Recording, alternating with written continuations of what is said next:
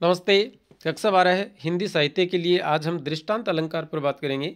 दृष्टांत अलंकार की परिभाषा क्या है, उसकी पहचान क्या है और उसके उदाहरण क्या क्या हो सकते हैं। तो लिखे हैं, देखिएगा कि पहले एक बात कहकर फिर उससे मिलती जुलती दूसरी बात पहली बात के उदाहरण के रूप में कही जाए, इस प्रकार बिंब प्रतिबिंब भाव हो, वहाँ दृष्टांत अलंकार माना जाता है।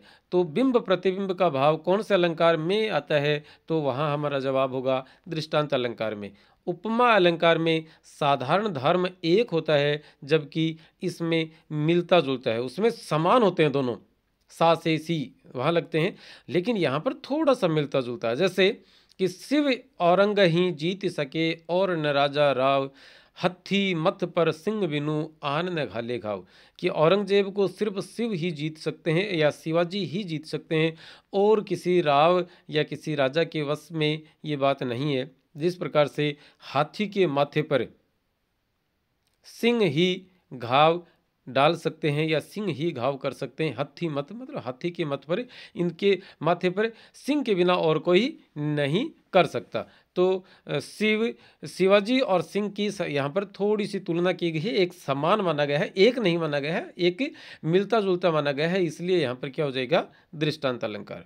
आगे है कि औरंगजेब को शिवाजी ही जीत सकते हैं, ये अन्य राव राजा के बस में नहीं है। ठीक उसी प्रकार हाथी के माथे पर सिंह ही घाव कर सकते हैं। प्रथम और द्वितीय पंक्तियों में साधारण धर्म समान तो नहीं है, पर मिलते जुलते अवश्य हैं, इसलिए दृष्टांत अलंकार है। दूसरा लिखा है कि पापी मनुज भी आज मुख से राम नाम निकालते, देखो भयंकर भेड़िए भी आज आंसू डालते।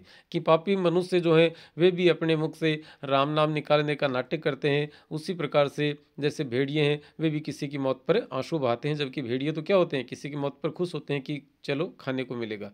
अगला उदाहरण है कि जो रहीम उत्तम प्रकृति का करी सकत कुसंग, चंदन विष व्यापत नहीं लिपटे रहत भुजंग।